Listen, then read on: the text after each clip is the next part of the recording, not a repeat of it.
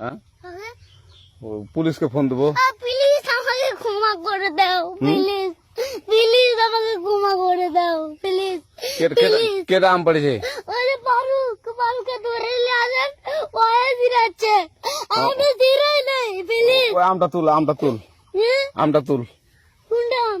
হ্যাঁ এই যে এই আম, আর এই যে এই আম, এই আম, ওরা ছিঁড়ে দিছে, আপনি ছিঁড়ে নেই, প্লিজ। তো একটু দূরে টাড়া কি ওখানে টাকা। এখন কি করছিস কয়া?